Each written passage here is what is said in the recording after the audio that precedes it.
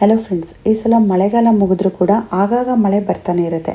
ಇದರಿಂದ ಕೆಲವು ಪ್ಲ್ಯಾಂಟ್ಸಿಗೆ ಒಳ್ಳೆಯದು, ಗ್ರೌಂಡಲ್ಲಿರುವಂಥ ಪ್ಲ್ಯಾಂಟ್ಸಿಗೆ ತುಂಬ ಒಳ್ಳೆಯದು. ಆದರೆ ಕೆಲವು ಪ್ಲ್ಯಾಂಟ್ಸಿಗೆ ಗ್ರೋತ್ ಕಡಿಮೆ ಆಗುತ್ತೆ. ಮಳೆ ಈ ರೀತಿ ಆಗಾಗ ಬರ್ತಾನೆ ಇರೋದ್ರಿಂದ ಗಿಡಗಳಲ್ಲಿ ರೋಗಗಳು ಜಾಸ್ತಿ ಆಗುತ್ತೆ, ಹುಳುಗಳು ಕಡಿಮೆ ಆಗಲ್ಲ.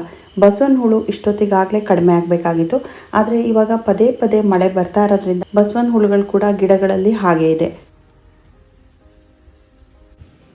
ಮಳೆ ನೀರು ಜಾಸ್ತಿ ಬಿದ್ದರೆ ಈ ವಾಟರ್ ಲೆಟ್ಯೂಸ್ ಇದೆಯಲ್ಲ, ಅಂತರ್ಗಂಗೆ ಗಿಡದಲ್ಲಿ ಎಲೆಗಳು ಈ ರೀತಿ ಆಗುತ್ತೆ. ಕಂಟಿನ್ಯೂಸ್ ಮಳೆ ನೀರು ಬಿದ್ದರೂ ಕೂಡ ಎಲೆಗಳ ಕಲ್ಲರು ಈ ರೀತಿ ಆಗುತ್ತೆ. ಹೊರಗಡೆ 2 ಲೇಯರ್ ಎಲೆಗಳು ನೀವು ನೋಡ್ಬೋದು, ಪೂರ್ತಿ ಹಳದಿಯಾಗಿದೆ. ಇಂಡೋರ್ ಪ್ಲ್ಯಾಂಟ್ಸ್ನ ಇಟ್ಟಿರೋ ಜಾಗದಲ್ಲಿ ಮಳೆ ನೀರು ಬೀಳಲ್ಲ. ಈ ಗಿಡಗಳಿಗೆಲ್ಲ ನೀರು ಹಾಕಬೇಕು ಅಂತ ಅಂದರೆ ನಾನು ಮಳೆ ನೀರನ್ನೇ ಕಲೆಕ್ಟ್ ಮಾಡಿಬಿಟ್ಟು ಹಾಕ್ತೀನಿ. ಮಳೆ ನೀರು ಗಿಡಗಳಿಗೆಲ್ಲ ಎಷ್ಟು ಒಳ್ಳೆಯದು ಅಂತ ನಮಗೆಲ್ಲ ಗೊತ್ತು. ಹಾಗಾಗಿ ಮಳೆ ಬಂದಾಗಲೆಲ್ಲ ನಾನು ನೀರನ್ನು ಕಲೆಕ್ಟ್ ಮಾಡಿಬಿಟ್ಟೇ ಗಿಡಗಳಿಗೆ ಹಾಕ್ತೀನಿ.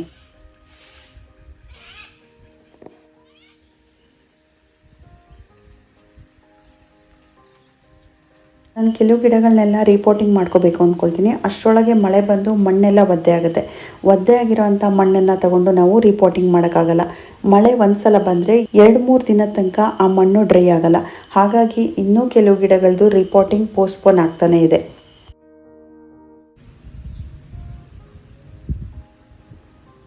ಮಳೆ ಹೀಗೆ ಪದೇ ಪದೇ ಬರ್ತಾನೆ ಇರೋದ್ರಿಂದ ಕ್ಲೀನಿಂಗ್ ಬಗ್ಗೆ ಅಂತೂ ಹೇಳೋದೇ ಬೇಡ. ಎಷ್ಟು ಕ್ಲೀನ್ ಮಾಡಿದರೂ ಗಲೀಜಾಗ್ತಾನೆ ಇರುತ್ತೆ. ನಾನು ವೀಕ್ಲಿ ಒನ್ಸ್ ಮೇಲ್ಮೇಲೆ ಹಾಗೆ ಕ್ಲೀನ್ ಮಾಡ್ತಾನೆ ಇರ್ತೀನಿ.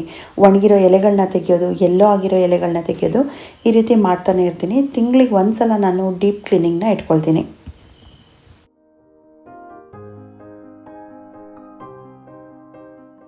ಗಾರ್ಡನಿಂಗಲ್ಲಿ ಈ ಕ್ಲೀನಿಂಗ್ ಅನ್ನೋದು ತುಂಬ ದೊಡ್ಡ ಟಾಸ್ಕ್. ಸ್ವಲ್ಪ ಪ್ಲ್ಯಾಂಟ್ಸ್ ಇಟ್ಕೊಂಡಿರೋರಿಗೆ ಜಾಸ್ತಿ ಕೆಲಸ ಇರಲ್ಲ. ಆದರೆ ನಾನು ತುಂಬ ಪ್ಲ್ಯಾಂಟ್ಸ್ನ ಇಟ್ಕೊಂಡಿರೋದ್ರಿಂದ ಗಾರ್ಡನ್ ಕೆಲಸ ಎಷ್ಟು ಮಾಡಿದರೂ ಮುಗಿಯೋದೇ ಇಲ್ಲ.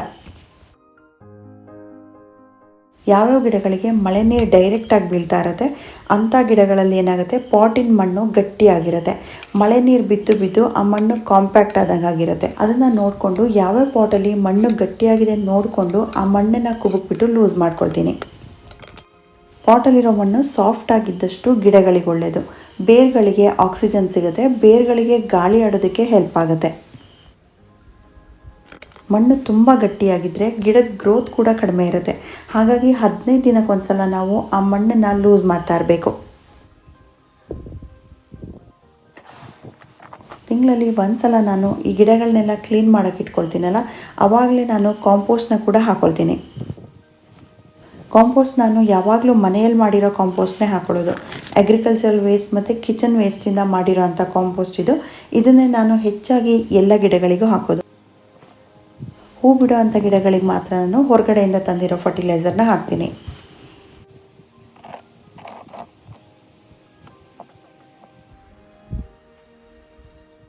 ಇಂಡೋರ್ ಪ್ಲ್ಯಾಂಟ್ಸ್ಗೆ ನಾವು ಈ ಪೆಬ್ಬಲ್ಸ್ನ ಯೂಸ್ ಮಾಡ್ತೀವಿ. ನಾವು ಗಿಡಕ್ಕೆ ನೀರು ಹಾಕ್ದಾಗಲೆಲ್ಲ ಮಣ್ಣು ಬಂದು ಈ ಪೆಬ್ಬಲ್ಸ್ ಎಲ್ಲ ಗಲೀಜಾಗಿರುತ್ತೆ. ಹಾಗಾಗಿ ನಾನು ಈ ಪೆಬ್ಬಲ್ಸ್ನೆಲ್ಲ ಕ್ಲೀನಾಗಿ ತೊಳೆದ್ಬಿಟ್ಟು ಮಳೆ ನೀರಲ್ಲಿ ಚೆನ್ನಾಗಿ ನೆನೆಯೋಕ್ಕೆ ಬಿಟ್ಟಿದ್ದೆ. ಇದೆಲ್ಲ ಚೆನ್ನಾಗಿ ಒಣಗಿದ ಮೇಲೆ ಆಮೇಲೆ ಪುನಃ ನಾನು ಇಂಡೋರ್ ಪ್ಲ್ಯಾಂಟ್ಸ್ಗೆ ಹಾಕ್ತೀನಿ. ಇಂಡೋರ್ ಪ್ಲ್ಯಾಂಟ್ಸಿಗೆ ಯಾಕೆ ಈ ರೀತಿ ಪೆಬ್ಬಲ್ಸ್ನ ಹಾಕೋಬೇಕು ಅಂತ ಅಂದರೆ, ಇಂಡೋರ್ ಪ್ಲ್ಯಾಂಟ್ಸ್ನ ಹೆಚ್ಚಾಗಿ ನಾವು ಮನೆ ಒಳಗಡೆ ಇಡ್ತೀವಿ. ಪಾಟಲ್ಲಿರೋ ಮಣ್ಣು ಡೈರೆಕ್ಟಾಗಿ ಕಾಣಿಸುತ್ತೆ, ಇದನ್ನು ನೋಡೋಕ್ಕೆ ಕೂಡ ಚೆನ್ನಾಗಿ ಕಾಣಿಸಲ್ಲ. ಹಾಗೆ ಇದರಿಂದ ಸೊಳ್ಳೆಗಳು ಕೂಡ ಅಟ್ರಾಕ್ಟ್ ಆಗ್ಬೋದು. ಈ ಪೆಬ್ಬಲ್ಸ್ನ ಹಾಕೋದ್ರಿಂದ ಆ ಮಣ್ಣು ಫುಲ್ ಕವರ್ ಆಗಿ ನೋಡೋಕ್ಕೂ ಚೆನ್ನಾಗಿ ಕಾಣಿಸುತ್ತೆ. ಯಾವ್ಯಾವ ಗಿಡಗಳಿಗೆ ಡೈರೆಕ್ಟಾಗಿ ಮಳೆ ನೀರು ಬೀಳುತ್ತೆ ಆ ಮಣ್ಣು ಗಟ್ಟಿಯಾಗಿರುತ್ತೆ. ಆ ಗಟ್ಟಿಯಾಗಿರೋ ಮಣ್ಣು ಡ್ರೈನೇಜ್ ಹೋಲ್ನ ಒಂದೊಂದು ಸಲ ಬ್ಲಾಕ್ ಮಾಡುತ್ತೆ. ಡ್ರೈನೇಜ್ ಹೋಲ್ ಬ್ಲಾಕ್ ಆದಾಗ ಪಾಟ್ಗಳಲ್ಲಿ ನೀರು ನಿಲ್ಲುತ್ತೆ. ನಾವು ಮಳೆ ಬಂದಾಗಲೆಲ್ಲ ಈ ರೀತಿ ಪಾಟ್ಗಳನ್ನ ಚೆಕ್ ಮಾಡಿಬಿಟ್ಟು ಆ ನೀರನ್ನು ಖಾಲಿ ಮಾಡ್ತಾ ಇರಬೇಕು. ದಾಸವಾಳ ಗಿಡಗಳನ್ನೆಲ್ಲ ಸೆಪ್ಟೆಂಬರ್ ತಿಂಗಳಲ್ಲಿ ಕಟ್ಟಿಂಗ್ ಮಾಡಿದ್ದೆ. ಇವಾಗ ಈ ಗಿಡಗಳಲ್ಲೆಲ್ಲ ಹೂ ತುಂಬ ಚೆನ್ನಾಗಿ ಬರೋಕ್ಕೆ ಶುರುವಾಗಿದೆ. ಔಟ್ಡೋರಲ್ಲಿ ಗ್ರೌಂಡಲ್ಲಿರೋ ಅಂಥ ಪ್ಲ್ಯಾಂಟ್ಸಿಗೆಲ್ಲ ಹೀಗೆ ಆಗಾಗ ಮಳೆ ಬರ್ತಾ ಇರೋದ್ರಿಂದ ನಮಗೂ ಕೂಡ ಕೆಲಸ ಕಡಿಮೆ ಆಗುತ್ತೆ. ನೀರು ಹಾಕೋದಿರಲ್ಲ, ಗಿಡಗಳಿಗೆ ಕೂಡ ಚೆನ್ನಾಗಾಗುತ್ತೆ. ರೀಸೆಂಟಾಗಿ ನರ್ಸರಿಯಿಂದ ತಂದಿರೋ ಗಿಡಗಳ ಬಗ್ಗೆ ಒಂದು ಶಾರ್ಟ್ ವಿಡಿಯೋ ಮಾಡಿದ್ದೆ. ಆ ಗಿಡಗಳನ್ನೆಲ್ಲ ಇವಾಗ ನಾನು ರೀಪೋರ್ಟಿಂಗ್ ಮಾಡ್ಕೊಂಡಿದ್ದೀನಿ. ಇನ್ನೂ ತುಂಬ ಗಿಡಗಳು ರೀಪೋರ್ಟಿಂಗ್ ಮಾಡೋಕ್ಕಿದೆ. ವಿಂಟರ್ ಸೀಸನಲ್ಲಿ ಹೂ ಬರೋ ಅಂಥ ಗಿಡಗಳನ್ನೆಲ್ಲ ಇನ್ನೂ ರೀಪೋರ್ಟಿಂಗ್ ಮಾಡೋಕ್ಕೆ ಶುರು ಮಾಡಬೇಕು. ಕೆಲಾಂಚೋ ಗಿಡ ವಿಂಟರ್ ಸೀಸನಲ್ಲಿ ಹೂ ಬರೋದು. ಪಾಯಿನ್ಸಿಟಿಯ ಗಿಡಗಳಲ್ಲಿ ಕೂಡ ಎಲೆಗಳ ಕಲರು ಈಗಾಗಲೇ ಚೇಂಜ್ ಆಗೋಕ್ಕೆ ಶುರುವಾಗಿದೆ. ಹಾಗಾಗಿ ನಾನು ಇದೇ ವಾರ ಆ ಗಿಡಗಳನ್ನೆಲ್ಲ ರೀಪೋರ್ಟಿಂಗ್ ಮಾಡೋಕ್ಕೆ ಶುರು ಮಾಡ್ಕೊಳ್ತೀನಿ.